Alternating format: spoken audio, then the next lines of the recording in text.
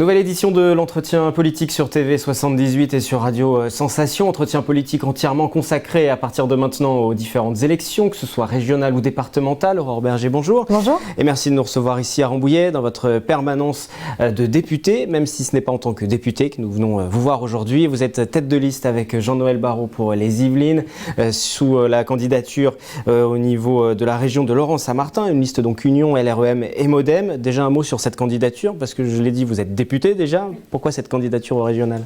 Je me suis posé en effet la question de savoir si c'était bien que des parlementaires s'engagent pour se consacrer à un autre mandat qui serait celui de conseiller régional, puisque vous savez que député, on ne pourrait pas cumuler avec des fonctions exécutives au sein de la région, mais tout simplement parce qu'il y a une complémentarité. Il y a ce que l'État peut faire, il y a ce que nous on peut faire à l'Assemblée, mais il y a aussi la gestion du quotidien, et le quotidien des Franciliens, ici dans le sud Yvelines, c'est aussi la question des mobilités, et ça c'est Île-de-France Mobilité, c'est la question aussi de la lutte contre la délinquance, elle est de plus en plus mobile, c'est ce qu'on propose notamment sur la lutte contre l'insécurité, donc je crois qu'il y a une vraie complémentarité qu'on doit avoir entre l'État et les collectivités, et donc une poursuite finalement de ce qu'on fait nous à l'Assemblée au niveau national et qui doit être fait au niveau régional et dans les Yvelines. Ensuite, il va falloir faire passer le message sur le terrain. 11% dans les derniers sondages d'intention de vote pour votre candidat.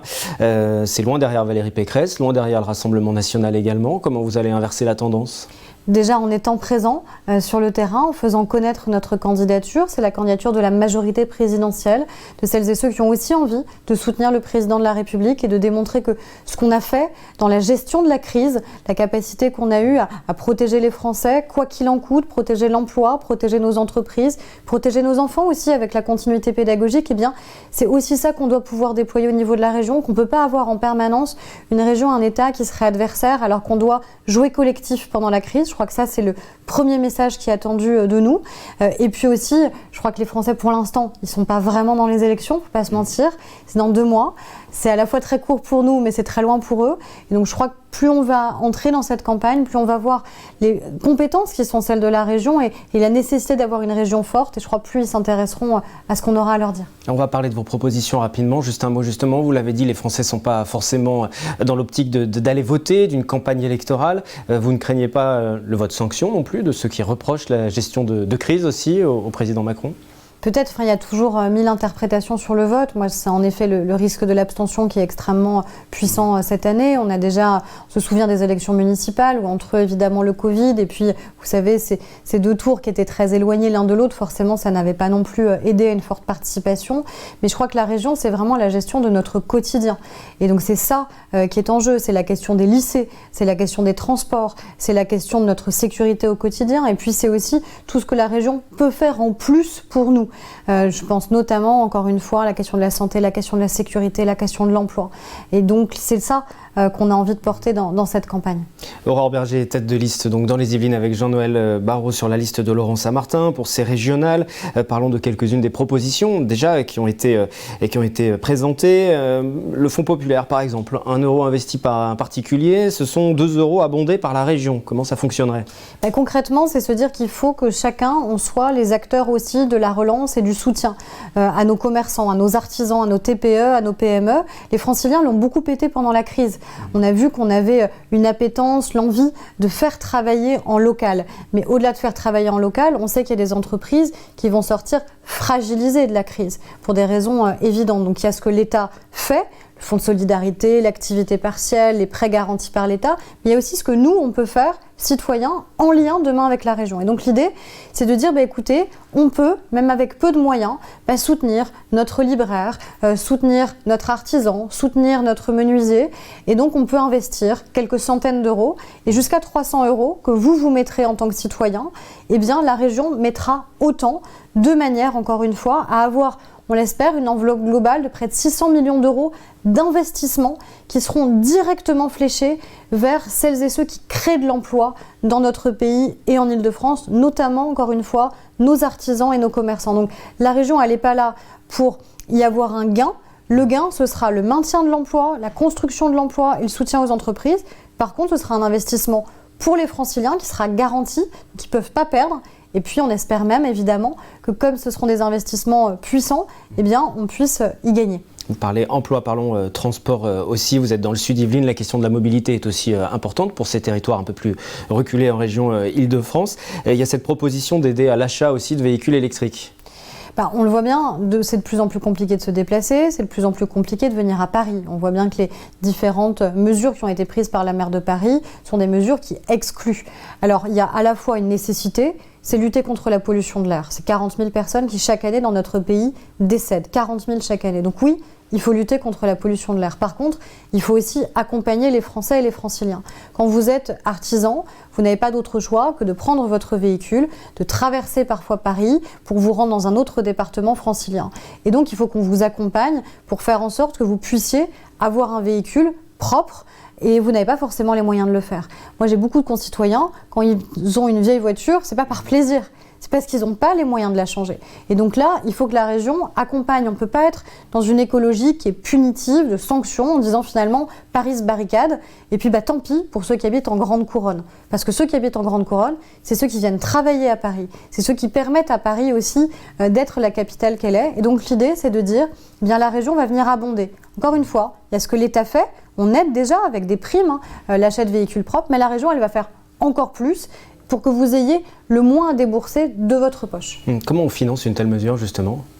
La région a les moyens, la région a un budget d'investissement de 5 milliards. Ça serait pris sur le budget transport, par exemple ? Alors, on a un budget d'investissement qui est de 5 milliards d'euros par an. Donc, c'est quand même un budget qui est très important en Île-de-France. C'est comme la première région française. C'est la région la plus riche, mais la plus inégalitaire. Donc, à un moment, c'est des choix aussi qu'on veut faire de financement. Il ne faut évidemment pas amputer le budget transport. Il faut au contraire, évidemment, continuer à le renforcer. C'est pour ça qu'on assume aussi de dire que les propositions d'une partie de la gauche, de dire il faut du tout gratuit, c'est pas réaliste parce que la gratuité, à la fin, il y a bien quelqu'un qui la paye et on risque malheureusement de la payer avec des transports qui seraient moins efficaces, moins sûrs, moins ponctuels, alors qu'on a déjà des fragilités. Et puis, il faut sur les transports aller encore plus loin. Je pense au transport à la demande qui doit être beaucoup plus développé. Dans nos territoires ruraux, on a encore des adolescents, des familles, des personnes âgées qui le week-end n'ont pas de solution de transport et des parents qui n'ont pas forcément envie que leur enfant prenne un scooter pour pouvoir tout simplement aller faire ses activités le week-end et être autonome. Il faut qu'on puisse avoir du transport à la demande, il faut lutter contre l'isolement des personnes âgées, il faut aussi faciliter l'accès aux gares.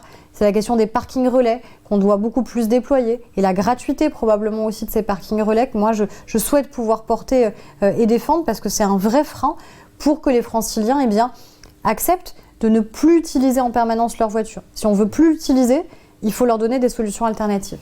Transport sous l'angle sécuritaire aussi peut-être, parce qu'il y a toujours cette problématique de sécurité. La présidente sortante a mis en place plus de 1000 agents pour sécuriser les transports. C'est pas suffisant ?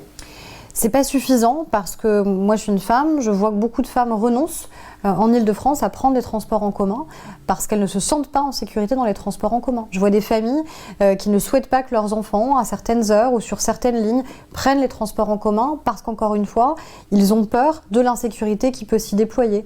Et on le voit bien en Île-de-France, on a une délinquance qui est de plus en plus jeune, et qui est de plus en plus mobile. Et elle suit en vérité le parcours des transports. C'est la question des bus. On a vu malheureusement des épisodes dramatiques ces derniers mois. Et c'est aussi la question en général des autres transports en commun. Donc ce qu'on veut faire, c'est créer une police régionale.